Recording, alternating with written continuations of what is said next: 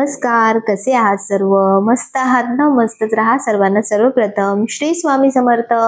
तुम्हाला सर्वांना आजचा दिवस खूप छान आनंदाचा आणि आरोग्यदायी जाओ. तर जशी मी गावावरून आली आणि जशी माझ्या झाडांची हालत मी बघितली, पूर्ण समोरचं बघा जे एकजोराचं झाड आहे ना, ते पूर्णपणे सुकून गेलं होतं. कारण मावशींना सांगितलं होतं कामवाल्या पाणी टाकायला, पण त्या जवळपास 4 दिवस आल्याच नाहीत. कारण त्यांची तब्येत ठीक नव्हती, त्यांना जुलाब, उलट्या वगैरे सुरू होतं. तर मग अशा कारणामुळे आपण कोणाला काहीच बोलूच शकत नाही. पण त्या 4 दिवसांमध्ये झाड पूर्ण अक्षरशः म्हणजे होरपळून गेलं उन्हाने पूर्ण. तर आता त्याला फक्त एकच सोल्युशन होतं, ते म्हणजे की कटिंग करणं. कारण परत त्या फांद्यांवरती जोपर्यंत ही पानं आहेत तोपर्यंत दुसरी पानं फुटणार नाहीत. आणि कसं असतं ना, जेव्हा झाड सुकतं किंवा असं उन्हाने जेव्हा जळतं, तर तेव्हा दुसरी ती फांदी कट केल्याशिवाय नवीन फांदी येत नाही किंवा नवीन पानं येत नाहीत झाडाला. तर म्हणून पूर्ण मी जेवढं झाड सुकलंय ना, बघा तुम्हाला आता नंतर दाखवते की किती संपूर्ण झाड सुकलंय.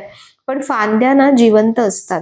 म्हणजे फांद्यांमध्ये जे मुळापासून जी फांदी असते ना, तर ती जिवंत असते. तर म्हणून कटिंग करताना बघायचं की कुठून तुम्हाला सुकल्यासारखा जो भाग वाटतो ना, तो भाग कट करत जायचं. आणि बघा केवढं झाड, म्हणजे अक्षरशः पूर्णच झाड मला कापावं लागलं, कारण संपूर्ण सगळंच असं सुकलं होतं. पण एक आशेचा किरण मला दिसलेला आहे त्याच्यामध्ये. बघा झाडांना म्हणजे फांद्यांना ना पानं येताना दिसतायत. तर तिथपासून मी फांद्या तशाच ठेवल्या. आपलं हे पीस लिलीचं झाड सुद्धा पूर्णपणे जळालं होतं. तर त्याला पण मी चांगलं कटिंग केलंय मस्त. तर मला म्हणजे आशा आहे आणि अपेक्षा सुद्धा आहे की आपले झाडं नक्कीच छान वाढतील. तर मग म्हटलं की गावावरून जी झाडं आणली होती तर ती झाडे लगेच लावून टाकणार. आणि कुंड्या आणायला गेली. तर कुंड्या आणायला गेली आणि माझं मन काही राहत नाही. तर मला कुंड्या बघता बघता तिथे हे सुंदर असं एक मोगऱ्याचं झाड सुद्धा दिसलं.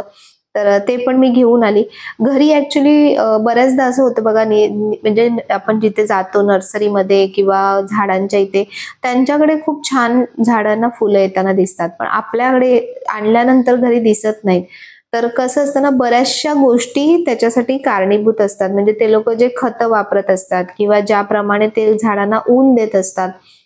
झाड आणण्याआधी कधी झाडाचा थोडासा तरी अभ्यास आपण करायचा, की कुठल्या फुलासाठी, कुठल्या झाडासाठी कशा प्रकारचं वातावरण लागत असतं. तर माझ्या इथे तर ऊन आता सध्या येतंय, पण आधी काहीच ऊन येत नव्हतं. तर त्याच्यामुळे फुलांची झाडं तेवढीशी अशी वाढत नाहीत, कारण फुलांच्या झाडांना भरपूर प्रमाणात उन्हाची गरज असते. तर ह्या कुंड्या ना मी सगळ्या सारख्या आकाराच्या आणल्या आणि हे पण ना मला खूप मदत करतात. त्यांना पण झाडांची तेवढीच आवड आहे आणि तेवढीच आवड लागली आहे जेवढी मला आवड आहे. तर त्याच्यामुळे ते खूप बरं पडतं. आमचं कॉम्बिनेशन खूप जुळतं मस्त. म्हणजे आम्ही झाडं घ्यायला गेलो की एक वेगळी शॉपिंगच असते आमची झाडांची. पण थोडासा हात आवरता घेते, कारण इथे जागा कमी आहे माझ्या इथे झाडं लावण्यासाठी.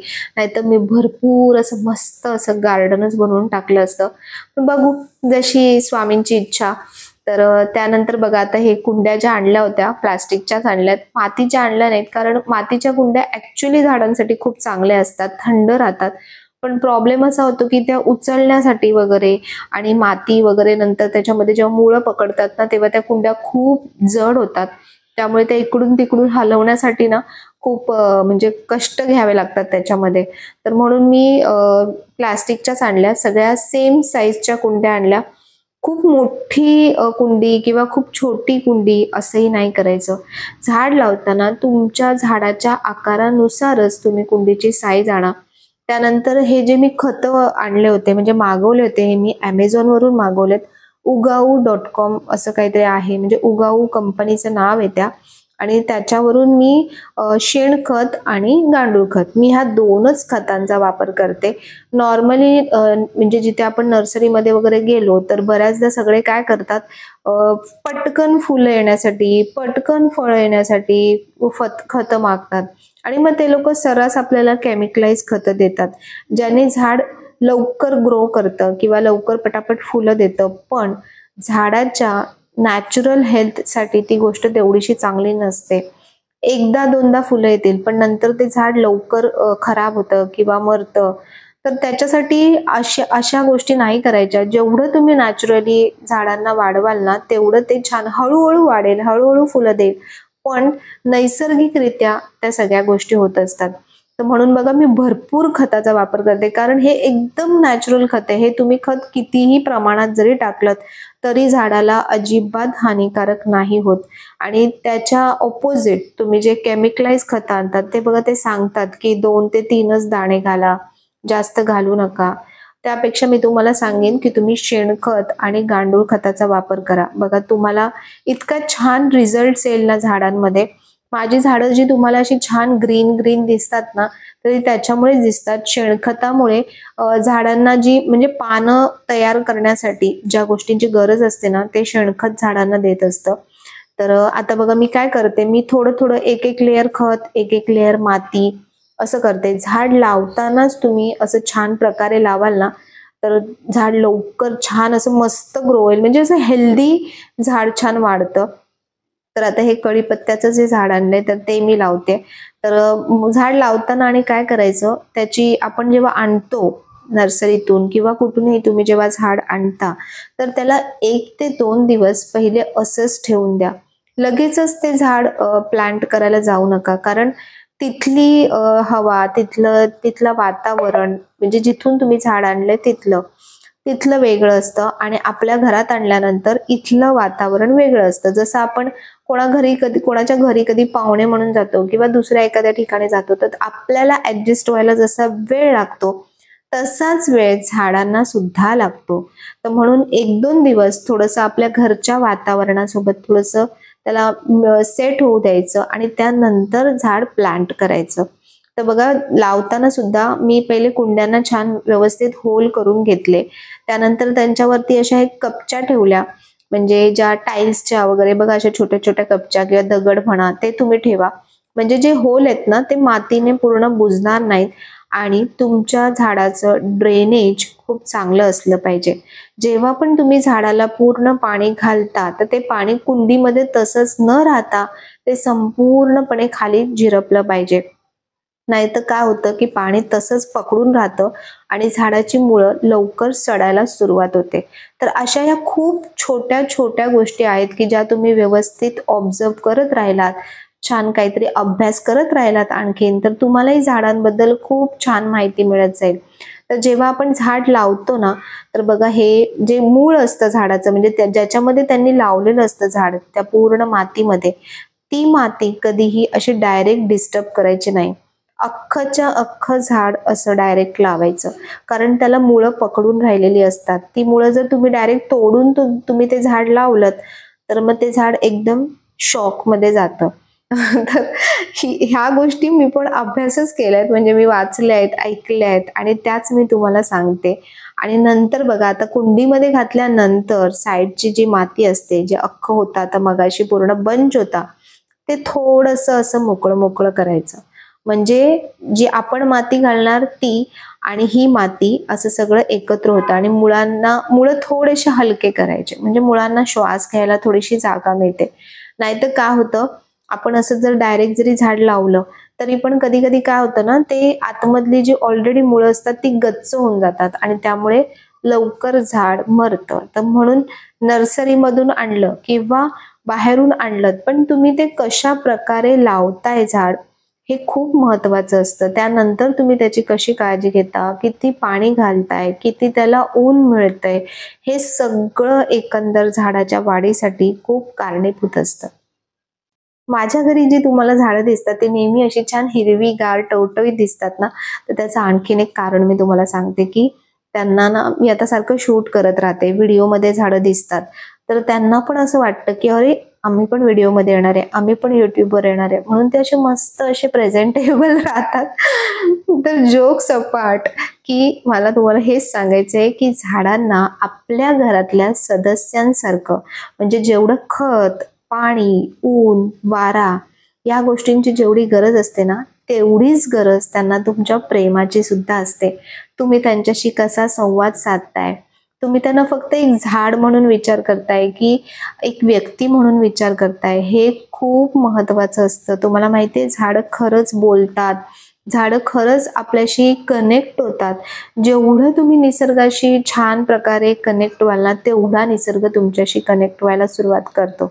आणि म्हणूनच माझ्या घरी झाडं तुम्हाला नेहमी अशी छान हिरवीगार दिसतात. जेव्हा मी गावावरून आली होती ना, तेव्हा झाडांचा जो चेहरा आहे तो मला बघवेनासा झाला होता. अगदी हिरमुसली होती झाडं सगळी आणि अगदी 2च दिवसात झाडं एकदम परत जशीच्या तशी मस्त अशी टवटवीत झाली. म्हणजेच की झाडांना फक्त बाकी गोष्टी तर हव्याच असतात, पण माणसांची सुद्धा तेवढीच गरज असते. तर बघा, हे आता मी दोन्ही झाडं लावली, म्हणजे मोगऱ्याचं झाड लावलं, त्यानंतर कडीपत्त्याचं झाड लावलं, त्यानंतर ही जी एक्झोरा आहे पण मी गावावरून आणले होते. गावावरून मी यासाठी आणते कारण तिथे ना मला कुठलंही डुप्लिकेशन दिसत नाही. म्हणजे ते लोक छान ओरिजिनली झाडं व्यवस्थित अशी प्लांट करतात आणि ती झाडं छान ग्रो पण होतात आणि भरपूर दिवस आपल्या सोबत राहतात. असं नाहीये की फक्त त्या ऋतूपुरतं झाड आणलं, त्या ऋतूपुरतं फुलांचा आस्वाद घेतला आणि नंतर ती झाडं परत चेंज करून टाकली किंवा लवकरच गेली, असं मला नाही आवडत. एखादं झाड लावलं तर ते आपल्यासोबत नेहमी असावं, असंच माझी इच्छा असते. तर हे छोटेसे एक्झोरा आहेत. माहित नाही मला की हे किती वाढतील किंवा काय. जो माझ्याकडे एक्झोरा होता तो खूप मोठा एक्झोरा आहे. त्याला भरपूर प्रचंड प्रमाणात ते वाढतं आणि छान फुलंही भरपूर येतात. तर हे बघू आता कसं वाढतंय किंवा कसं सर्व्हाइव्ह करतंय. तर कुंड्यांमध्ये बघा, सेम साईजच्या कुंड्यांमध्ये लावल्यामुळे आणि सेम कलरच्या कुंड्यांमध्ये लावल्यामुळे खूप सुंदर दिसतं. तुमचं जर असं छोटंसं गार्डन असेल किंवा अशी तुमची गॅलरी असेल तर छान एकाच कलरच्या आणि एकाच साईजच्या कुंड्या लावा. गार्डन आणखीन खूप सुंदर दिसतं. तर आता हे एक्झोराचं झाड आहे, तर या दोन झाडं मी एका कुंड्यांमध्ये लावते. तर ह्याला बघा मी भरपूर प्रमाणात खत घालते. दोन्ही खतं माझी पुरेपूर वापरली गेली. 5-5 किलोचे पॅकेट्स मी आणले होते आणि संपूर्ण आता ह्यावेळेला संपलेत. पुन्हा ऑर्डर करणार आहे कारण झाडांना सतत या खतांची गरज असते. निदान 15 दिवसातून किंवा महिन्यातून एकदा तरी झाडांना खतांची खूप गरज असते. त्यामुळे झाडं खूप छान वाढतात आणि हेल्दी सुद्धा राहतात. तर आता बघा, हा जो कढीपत्ता आहे तो थोडासा इकडे तिकडे डोलत होता, तर म्हणून त्याला थोडंसं काठीने स्टेबल करते. आणि कढीपत्त्याच्या झाडाला ना तुम्ही जेवढं कट करत राहाल शेंड्यापासून, तेवढ्या त्याला आणखीन छान अशा ब्रांचेस म्हणजे फांद्या सुटत जातात आणि झाड आणखीन छान असं मस्त होतं. झाडं किंवा निसर्ग हे फक्त आपल्या घराला शोभा नाही देत, तर आपल्या घरातलं वातावरण सुद्धा बदलतात.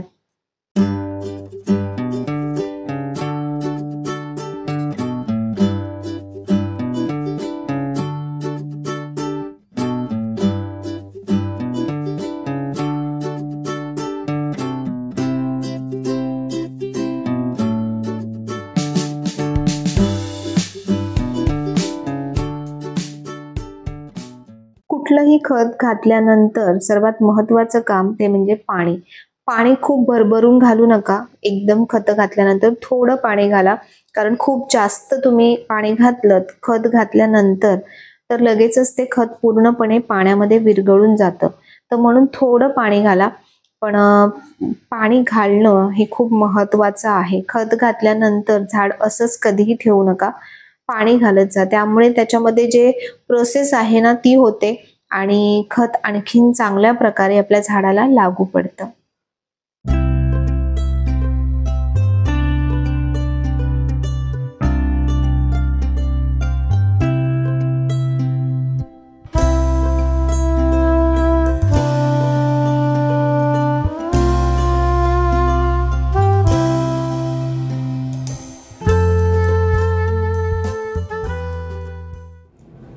नमस्कार. तर तुम्ही कसे आहात सर्व? तर मला माहिती की तुम्ही 3 दिवसापासून व्लॉग्स आले नव्हते आणि बरेच जण व्लॉग्सची वाट बघत असतील. पण गावावरून आली त्यानंतर जरा थकवा आला होता खूप आणि म्हणून थोडा रेस्ट केला. घरी आल्यानंतर पण खूप सारी कामं असतात आपली. तर मावशी होत्या कामवाल्या, त्यांना झाडांना पाणी वगैरे घालायला सांगितलं होतं, पण तरी आल्यानंतर बरंच काय सगळा पसारा असतो तुम्हाला माहिती आहे. तर त्यामुळे मी जरा मस्त असं छान लॉंग ब्रेक घेतला आणि म्हटलं छान फ्रेश होऊ आणि त्याच्यानंतर पुन्हा कामाला लागू. तर काल होता, म्हणजे आज आहे पण हा व्हिडिओ उद्या येईल, तर त्याच्यामुळे काल होता मदर्स डे म्हणजे मातृदिन. तर सर्वात पहिले सर्व सर्व सर्व मातांना, भगिनींना, बहिणींना, माझ्या मैत्रिणींना सर्वांना मातृदिनाच्या खूप खूप खूप शुभेच्छा। असा एकही दिवस नसतो की म्हणजे जे मी टायटल, जे शॉर्ट्समध्ये मी टायटल टाकलं होतं की खरंच कुठलंही घर जिथे आई नसेल ना तर ते घर रिकामीच वाटतं। म्हणजे आईचं फक्त अस्तित्व जरी घरात असलं ना तरीही घरात आपल्याला कोणतरी सतत आहे असं आपल्याला सतत वाटत असतं। आणि ही उणीव माझ्या आयुष्यात नेहमीच भासत राहते। तर जेव्हा गावालाही गेली होती ना तर घरात नुसतं पाय जरी टाकलं ना तरी मला आईची तेव्हा खूप खूप आठवण येते आणि प्रकर्षाने तिची कमी प्रत्येक ठिकाणी जाणवत राहते। कारण खूप गोष्टींमध्ये म्हणजे आई ही एक अशी व्यक्ती आहे ना की जी आपल्या आयुष्यात प्रत्येक क्षणी आपल्या सोबत असते, खंबीरपणे उभी असते। आपण काही चुकलो, काही झालं तरी ती प्रत्येक गोष्ट आपल्या मुलांची माफ करत असते।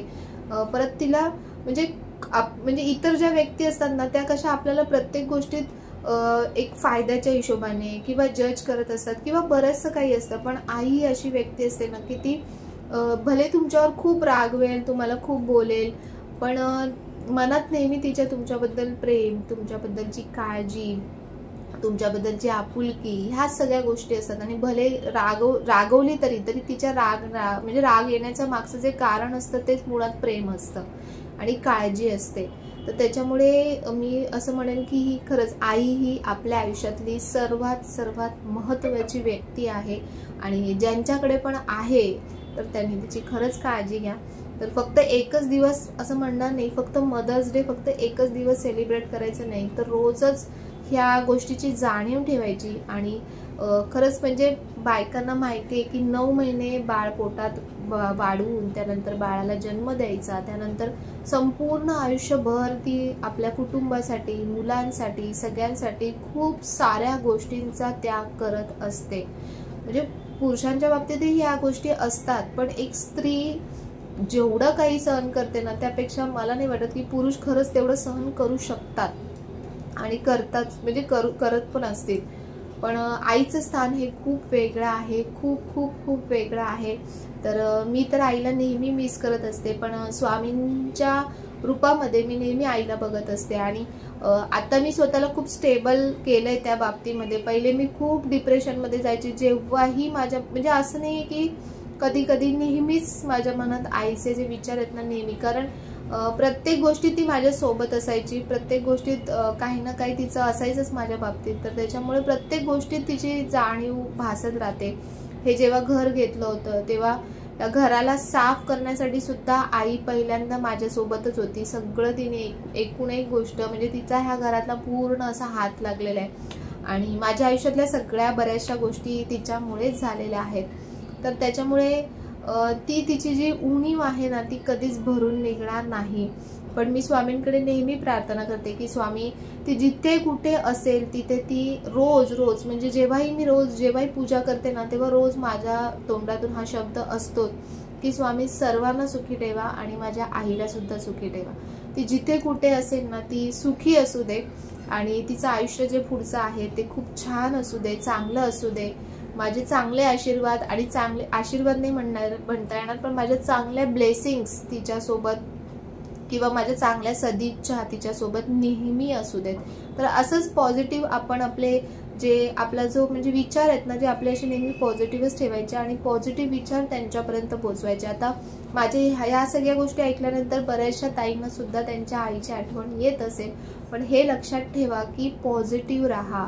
ज्याही व्यक्तीबद्दल विचार करताय ना त्या व्यक्तीबद्दल नेहमी पॉझिटिव्ह विचार करा। जर आपण सारखं रडत राहिलो, त्यांची सारखी आठवण काढत राहिलो, चिंता करत राहिलो तर त्या नेगेटिव्ह गोष्टी त्या व्यक्तीपर्यंत पोहोचत असतात आणि त्यांना सुद्धा त्याचा त्रास होऊ शकतो। तर म्हणून नेहमी छान पॉझिटिव्ह राहा, त्यांच्यासाठी काहीतरी छान करत राहा, मनामध्ये चांगले थॉट्स ठेवा। आणि आजच्या या नोटवरतीच आजचा आपला व्हिडिओ मी इथे एंड करते। जर व्हिडिओ आवडला असेल तर नेहमीप्रमाणे लाईक करा, शेअर करा, सबस्क्राईब करा। पुन्हा भेटूया आपण उद्याच्या नवीन व्हिडिओमध्ये। तोपर्यंत सर्वांना बाय आणि सर्वांना श्री स्वामी समर्थ।